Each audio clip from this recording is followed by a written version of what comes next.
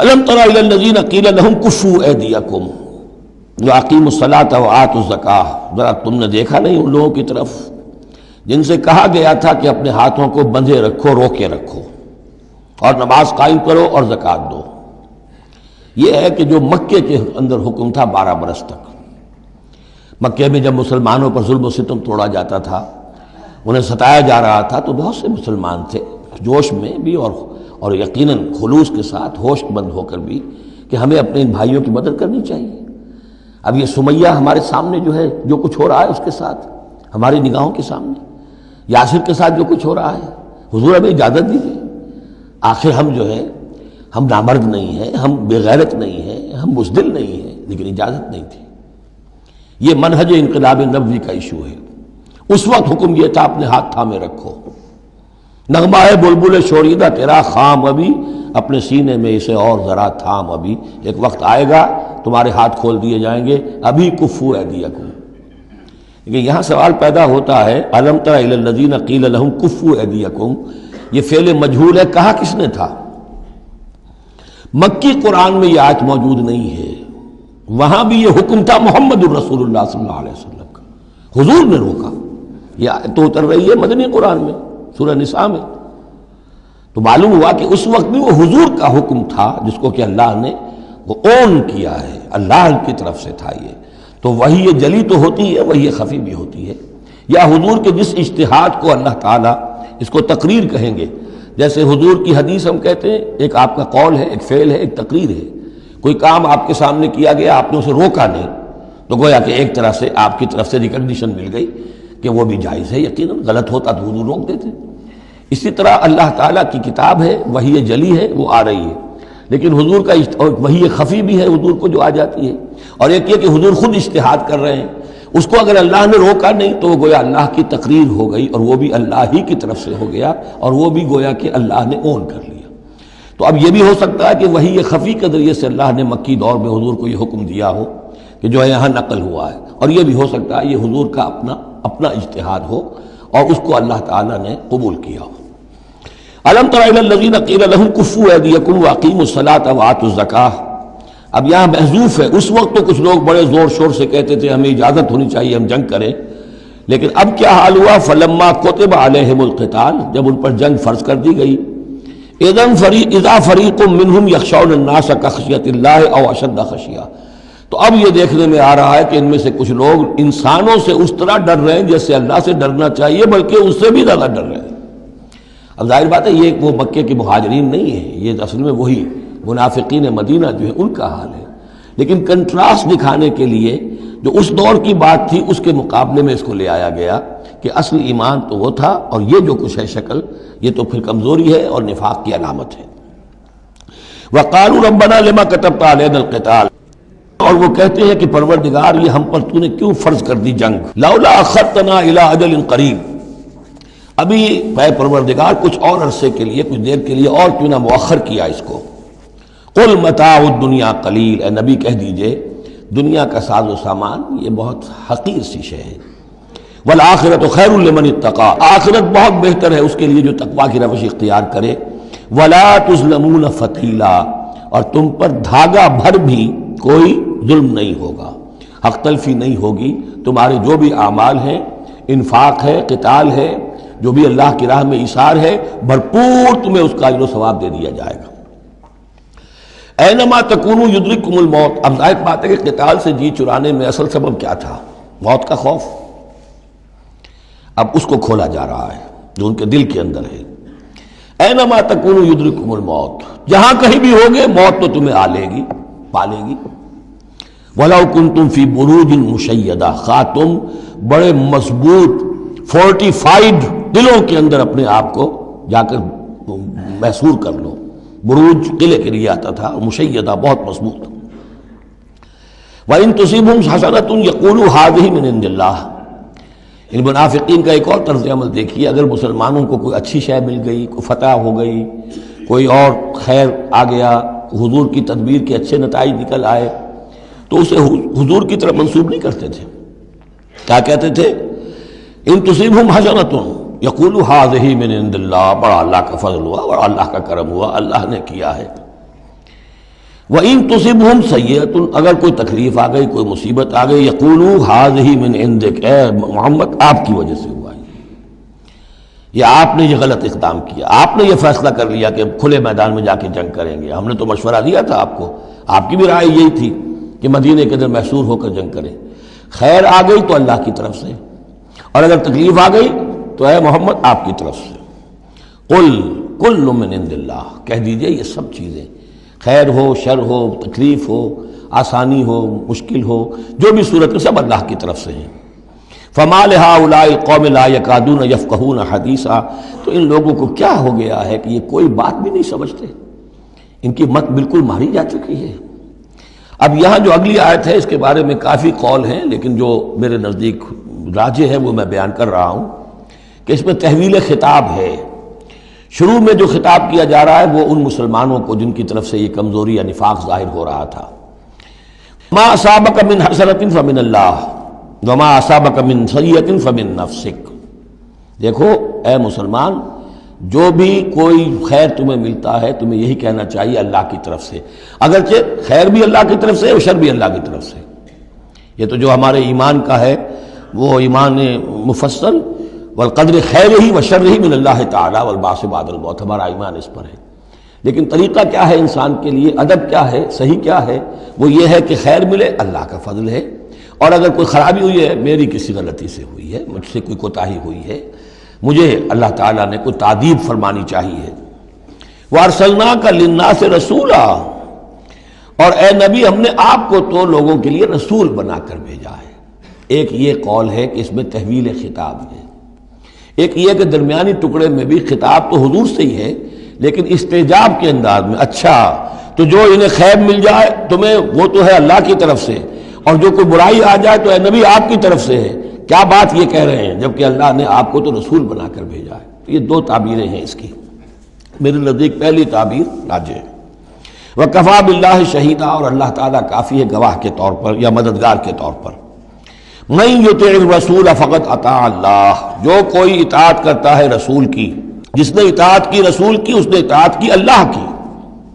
یہ ٹکڑا بہت اہم ہے، اس لیے کہ اس کے ساتھ ہی آپ حدیث اپنے دماغ میں ٹانک لیجئے، اپنے ذہن میں، اس لیے کہ یہ جو کام تھا سارا کا سارا ایک جماعتی زندگی کے تحت ہو رہا تھا، اور اس میں رسول جو ہے صلی اللہ علیہ وسلم وہ جنگ میں ہے تو کمانڈر ان چیف ہے، لیکن کمانڈر ان چیف کے ساتھ دوسرے چھوٹے کمانڈرز بھی تو ہوتے ہیں، میمنہ پر، میسرہ پر، قلب پر، عقب پر، ہر اول دستے پر کون ہے۔ لہذا چین ہے یہ اطاعت کی، سم اطاعت کی، کہ حضور نے فرمایا من اطاعنی فقد اطاع اللہ، وہ تو یہی بات آ گئی، من یطع الرسول فقد اطاع اللہ، من اطاعنی فقد اطاع اللہ ومن عصانی فقد عصى اللہ، جس نے میری اطاعت کی اللہ کی اطاعت کی، جس نے میری نافرمانی کی اللہ کی نافرمانی کی۔ ومن اطاع امیری فقد اطاعنی، جس نے میرے مقرر کردہ امیر کی اطاعت کی اس نے میری اطاعت کی۔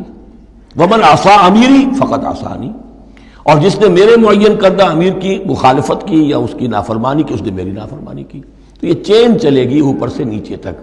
جو بھی جماعت ہوگی، لشکر ہوں گے، اس میں جو ہے رینکس ہوں گے، اس میں کارڈرز ہوں گے، اسی طریقے سے یہ سم و طاعت جو ہے اس کی ایک زنجیر چلتی چلی جائے گی۔ ومن تولیٰ فما ارسلناک علیہم حفیظا، اب جو اس سے منہ موڑ دیں، روگردانی کریں، تو اے محمد صلی اللہ علیہ وسلم ہم نے آپ کو ان پر داروغہ بنا کر یا ذمہ دار بنا کر نہیں بھیجا ہے، وہ پھر اپنا معاملہ اللہ کے ہاں جا کر وہ خود اس کا محاسبہ جو ہے فیس کریں گے۔ وَيَقُولُونَ طَاعَةٌ، اور ان منافقوں کا حال یہ ہے کہ آپ کے سامنے تو کہتے ہیں طاعہ، ٹھیک ہے آپ نے جو فرمایا قبول ہے، ہم اس پر عمل کریں گے۔ فَإِذَا بَرَزُوا مِنْ عِنْدِكَ، جب آپ کے پاس سے جاتے ہیں، بَيَّتَ طَائِفَةٌ مِّنْهُمْ غَيْرَ الَّذِي تَقُولُ، اور اب ان میں سے ایک گروہ جو ہے وہ جا کر ایسے مشورے آپس میں شروع کر دیتا ہے جو خلاف ہے اس کے جو وہ وہاں کہہ کر گئے ہیں۔ سامنے تو ہو گئی، بعد میں جا کر جو ہے ریشہ دوانی، سازش۔ واللہ یکتب ما یبیتون، اور اللہ لکھ رہا ہے، نامہ اعمال ان کا تیار ہو رہا ہے، وہ جو بھی مشورے کرتے ہیں۔ فاعرض عنہم، تو اے نبی ان سے اعراض کیجئے، ان کو دفع کیجئے، چشم پوشی کیجئے، یہ کوئی نقصان نہیں پہنچا سکیں گے۔ اس میں بھی مصلحت یہ ہے کہ ابھی ان کے خلاف اقدام کرنا خلاف مصلحت ہے۔ جیسے ایک دور میں فرمایا گیا کہ ابھی فاعفوا واصفحوا، ان یہودیوں کو ذرا ابھی ان کی شرارتوں پر نکیر نہ کیجئے، جو کہہ رہے ہیں صبر کیجئے، اس لیے کہ ابھی اسی کے اندر مصلحت ہے کہ ابھی یہ محاذ نہ کھولا جائے۔ اسی طرح ان کے بارے میں کہا کہ آرزنو، ابھی ذرا کچھ عرصے کے لیے، یہاں الفاظ تو نہیں ہے وہ عرصے کے لیے، لیکن نتیجے کے طور پر، اس لیے کہ غزوہ تبوک کے بعد پھر حضور نے ان پر گرفت شروع کی، تو وقت آ گیا کہ اس کے بعد ان کے پردے چاک کر دیے گئے، جو پردے پڑے رہے تھے اب تک وہ پردے اٹھا دیے گئے تھے۔ فَأَعْرِضْ عَنْهُمْ وَتَوَكَّلْ عَلَى اللَّهِ، اور آپ اللہ پر توکل کیجئے، وَكَفَىٰ بِاللَّهِ وَكِيلًا، اللہ کافی ہے سہارے کے طور پر۔ یعنی ان کی یہ ریشہ دوانیاں، ان کے یہ مشورے، ان کی یہ سازشیں، یہ سب جو ہے پادر ہوا ہیں، اور یہ سب نسیاں منسیہ ہو جائیں گی، آپ فکر نہ کیجئے۔ افلا یتدبرون القرآن، تو کیا یہ لوگ قرآن پر تدبر نہیں کرتے؟ پڑھتے تو ہیں، میں نے آپ سے کہا نا نمازیں تو وہ پڑھتے تھے، جو بھی منافق تھا اسے اس وقت نماز تو پڑھنی پڑتی تھی، ورنہ تو مسلمان نہ مانا جاتا۔ آج تو مسلمان مانے جانے کے لیے نماز ضروری نہیں ہے، اس وقت تو ضروری تھی، بلکہ عبداللہ ابن ابی تو پہلی صف میں ہوتا تھا، اور جمعے کے روز تو خاص طور پر حضور کے خطبے سے پہلے کھڑا ہو جاتا تھا اور اعلان کرتا تھا، لوگوں توجہ سے سنو، یہ اللہ کے رسول ہیں، اپنی چودراہٹ کے اظہار کے لیے کہ میں یہاں کا چودھری ہوں۔ تو وہ نمازیں تو پڑھتے تھے، قرآن سنتے تھے، لیکن افلا یتدبرون القرآن، قرآن پر تدبر نہیں کرتے۔ یہ قرآن ان کے سروں پر سے گزر رہا ہے، یا ان کے ایک کان سے داخل ہو کر دوسرے کان سے نکل رہا ہے۔ وَلَوْ كَانَ مِنْ عِنْدِ غَيْرِ اللَّهِ، اگر یہ اللہ کے سوا کسی اور کے پاس سے آیا ہوتا، لَوَجَدُوا فِيهِ اخْتِلَافًا كَثِيرًا، تو اس میں بہت سے تضادات وہ پاتے۔ اس پر غور کرو گے، یہ بڑا مربوط کلام ہے، اس کا پورا فلسفہ جو ہے بہت منطقی طور پر مربوط ہے، اس کے اندر کہیں کوئی تضاد نہیں ہے۔ وَإِذَا جَاءَهُمْ أَمْرٌ مِّنَ الْأَمْرِ، انہی منافقین کا ایک اور روش، جب ان کے پاس کوئی خبر پہنچتی ہے کسی بات کی، من الامن او الخوف، امن کے بارے میں یا خوف کے بارے میں، کہیں سے خبر آ گئی کہ فلاں قبیلہ چڑھائی کرنے کی تیاری کر رہا ہے، حملہ کرے گا، اذاعوا بہ، تو وہ اس کو پھیلا دیتے ہیں، نشر کر دیتے ہیں، عام کر دیتے ہیں، تاکہ لوگوں میں خوف اور ہراس پیدا ہو جائے۔ یہ اسی سے اذاع کا لفظ آج کل بنا ہوا ہے، ریڈیو کو، نشر کو، براڈ کاسٹنگ کے لیے یہ لفظ ہے عربی کا، جدید عربی کا، اذاعۃ الجمہوریۃ المتحدۃ العربیہ، یہ جو ریڈیو ہے، this radio of United Arab republic, یہ میں سنا کرتا تھا کبھی، شیخ عبد الباسط عبد الصمد کی قرات ہوا کرتی تھی مصر سے، تو وہ اذاعۃ الجمہوریۃ المتحدۃ العرب، تو یہ جو ہے وہ اذاع اب نشر کرنے کے لیے، اذاعوا بہ، وہ اس کو نشر کر دیتے ہیں۔ وَلَوْ رَدُّوهُ إِلَى الرَّسُولِ، اگر وہ اس کو لوٹاتے رسول کی جانب کہ حضور یہ خبر آئی ہے، اس طرح کی اطلاع آئی ہے، وَإِلَىٰ أُولِي الْأَمْرِ مِنْهُمْ، یا جو اور اولو الامر ہے، بہرحال اوس کے سردار ہیں، سعد ابن عبادہ ہیں، ان تک بات پہنچا دیں، اس خزرج کے سردار، یا اوس کے سردار ہیں سعد ابن معاذ، ان تک پہنچا دیں۔ اگر یہ کرتے لَعَلِمَهُ الَّذِينَ يَسْتَنبِطُونَهُ مِنْهُمْ، تو یہ بات ان لوگوں کے علم میں آتی جو اس کا استنباط کر سکتے، نتیجہ نکال سکتے، کتنی بات صحیح ہے، اس کا نتیجہ کیا نکل رہا ہے، ہمیں کیا قدم اٹھانا چاہیے۔ اور جب انہوں نے وہ خبر ایسے ہی جو ہے پھیلا دی، تو اس کا نتیجہ کیا ہوگا کہ لوگوں میں ایک سراسیمگی پیدا ہو گئی، ایک فکر پیدا ہو گیا، جسے آپ کہتے ہیں دنیا میں ہو جاتا ہے، سنسنی سی پیدا ہو جاتی ہے۔ وَلَوْلَا فَضْلُ اللَّهِ عَلَيْكُمْ وَرَحْمَتُهُ، اور اگر اللہ کا فضل اور اس کی رحمت تمہارے شان میں حال نہ ہوتی، لَاتَّبَعْتُمُ الشَّيْطَانَ إِلَّا قَلِيلًا، تو تم سب کے سب شیطان ہی کی پیروی کرتے سوائے چند کے۔ فَقَاتِلْ فِي سَبِيلِ اللَّهِ، قتال کے ضمن میں غالباً میرے نزدیک قرآن مجید کی سخت ترین آیت یہ ہے، لیکن اس میں سختی لفظی نہیں ہے، معنوی ہے۔ فَقَاتِلْ فِي سَبِيلِ اللَّهِ، تو اے نبی آپ تو جنگ کریں اللہ کی راہ میں، لا تکلف الا نفسک، آپ پر کوئی ذمہ داری نہیں ہے سوائے اپنی ذات کے۔ وحرض المؤمنین، اہل ایمان کو جتنا بھی آپ اکسا سکے اکسائیں، اختیار تو نہیں، یعنی اگر کوئی اور نہیں نکلتا اکیلے نکلیے، جیسے کہ حضرت ابوبکر نے کہا بھی تھا، جب کہا گیا کہ مانعین زکوٰۃ کے معاملے میں نرمی کیجیے، کوئی نہیں میرا ساتھ دے گا، میں اکیلا جاؤں گا، یہ عظیمت۔ تو اے نبی آپ کو تو یہ کام کرنا، آپ کا تو فرض منصب ہی ہے، آپ کو ہم نے بھیجا اس لیے، هو الذی ارسل رسولہ بالہدی ودین الحق لیظہرہ علی الدین کلہ، آپ کو تو کرنا ہے۔ فقاتل فی سبیل اللہ لا تکلف الا نفسک، کوئی اور نہیں جا رہا ہے تو آپ پر ذمہ داری نہیں ہے۔ حرض المؤمنین، یہ حرض ضاد کے ساتھ ہے، ایک حرص ہے صاد کے ساتھ، حارا صاد، حرص، طمع، کسی چیز کی لالچ، تحریص کے معنی ہو گئے کسی میں کسی شے کی ترغیب پیدا کرنا، لالچ پیدا کرنا، پرسویشن۔ حرض، یہ ضاد جو آیا ہے یہ ہے جیسے اکسانا، لوگوں کے جذبات کو جوش میں لانا، ایمان کے اندر ان کے جوش پیدا کرنا، یہ ہوگا یہ حرض۔ حرص سے یہ ضاد ایک نقطے سے بڑا فرق واقع ہوا ہے۔ وحرض المومنین عسى الله ان يكف باس الذين كفروا، ہو سکتا ہے یا امید ہے کہ اللہ تعالیٰ جلد ہی ان کافروں کی قوت کو روک دے، تھام لے۔ ان کی جنگ جو ابھی بڑی ان کی چلت پھرت ہو رہی ہے، ابھی یہ کچھ عرصے کی بات اور ہے، وہ وقت بس آیا چاہتا ہے کہ ان میں دم نہیں رہے گا۔ اس لیے کہ سن 5 میں، یوں سمجھیے یہ سن 4 میں نازل ہو رہی ہے سورہ نساء، سن 5 میں سورہ احزاب ہے، اور غزوہ احزاب کے بعد کہہ دیا تھا محمد رسول اللہ صلی اللہ علیہ وسلم نے کہ یہ آخری بار تھی کہ قریش ہم پر ہمراہ آور ہوئے۔ لن یغزوکم قریش بعد عامہم ھذا ولکنکم تغزونہم، اے مسلمانوں بس قریش کی بس ہو گئی ہے، اب وہ آئندہ کبھی تم پر حملہ آور ہونے کی ہمت نہیں کر سکتے، اب تو تم ان کے اوپر ان کے خلاف اقدام کرو گے۔ اس لیے 6 سال میں اگلے سال آپ نے سفر کیا عمرے کا، ٹریٹی ہو گئی، انا فتحنا لک فتحا مبینا، صلح حدیبیہ، اور اس کے بعد 7ویں سال میں اللہ تعالیٰ نے فتح خیبر عطا فرما دی، اور 8ویں سال میں مکہ فتح ہو گیا۔ وہ ایک کے بعد دوسری جو تالے ہیں وہ کھلتے چلے گئے، اور اسی وقت وہ پھر سورہ صف نازل ہو گئی تھی کہ اب وَأُخْرَىٰ تُحِبُّونَهَا نَصْرٌ مِّنَ اللَّهِ وَفَتْحٌ قَرِيبٌ، یہ بھی غزوہ احزاب کے فوراً بعد نازل ہوئی کہ اے نبی بشر المومنین، اہل ایمان کو بشارت دے دیجئے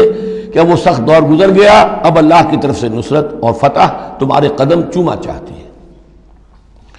عسى الله ان يكف باس الذين كفروا، امید ہے کہ اللہ تعالیٰ ان کافروں کی قوت کو تھام لے گا، ان کی جنگ کو روک دے گا۔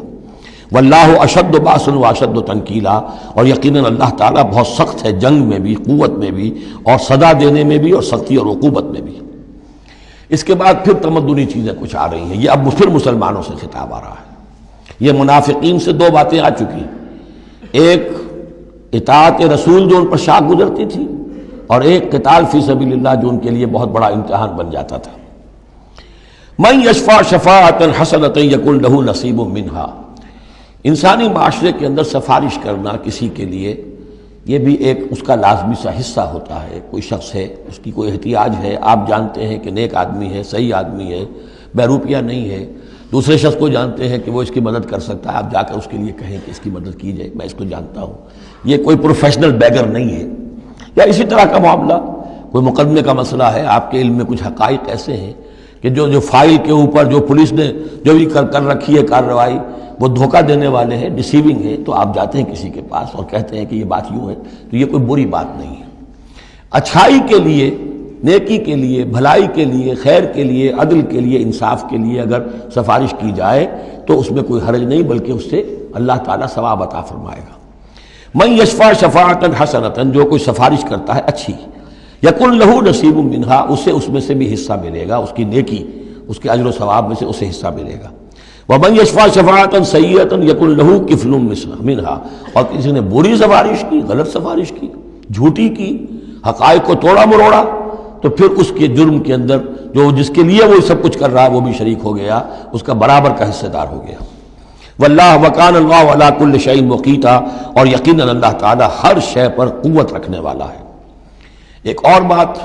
معاشرے کے اندر گریٹنگز کا معاملہ ہوتا ہے، جب ملیں تو آپس میں کس طریقے سے کوئی سلام کریں، یا کیا گڈ مارننگ کہیں، کیا کہیں، صباح الخیر اور مساء الخیر کہیں، کیا کہیں، اس کا بھی اللہ تعالیٰ نے بتایا کہ اس کا قاعدہ کیا ہے۔ وَإِذَا حُيِّيتُم بِتَحِيَّةٍ فَحَيُّوا بِأَحْسَنَ مِنْهَا أَوْ رُدُّوهَا، جب تمہیں کوئی دعا دی جائے، اصل میں عربوں کے ہاں چونکہ یہ رواج تھا حیاک اللہ، حیاک اللہ، حیاک اللہ، اللہ جو ہمارے ہاں سرائے کے علاقے میں حیاتی ہوئے، تمہاری عمر بڑھے، اللہ تعالیٰ عمر زیادہ کرے، تو یہ وہ انداز ان کا تھا کہ حیاک اللہ، تو اسی سے جو بھی گریٹنگز ہیں ان کے لیے لفظ تحیہ بن گیا ہے۔ اذا حییتم بتحیۃ، جب تمہیں کوئی دعا دی جائے تو پھر تم بھی دعا دو بأحسن منہا، اس سے بہتر۔ السلام علیکم کے جواب میں السلام علیکم ورحمۃ اللہ اضافہ کر کے دیجئے، لوٹائیے۔ اور ردوہا، کم سے کم اتنی تو کرو کہ برابر جو ہے وہ بات اس کو لوٹا دو۔ ان اللہ کان علی کل شیء حسیبا، یقیناً اللہ تعالیٰ ہر چیز کا حساب کرنے والا ہے۔ یہ چھوٹی چھوٹی چیزیں بھی جو ہیں ان کی بھی اہمیت ہے، آداب ہیں، انسانی زندگی کے اندر اور معاشرتی زندگی میں حسن پیدا ہوتا ہے، اس سے آپس کی محبت پیدا ہوتی ہے۔ اللہ لا الہ الا ہو، اللہ وہ ہے کہ جس کے سوا کوئی معبود نہیں۔ لَيَجْمَعَنَّكُمْ إِلَىٰ يَوْمِ الْقِيَامَةِ لَا رَيْبَ فِيهِ، وہ لازماً جمع کرے گا تمہیں قیامت کے دن، جس میں کوئی شک نہیں۔ وَمَنْ أَصْدَقُ مِنَ اللَّهِ حَدِيثًا، اور اللہ سے بڑھ کر اپنی بات میں سچا کون ہوگا؟ اب یہ منافقین سے پھر اگلی بات شروع ہو رہی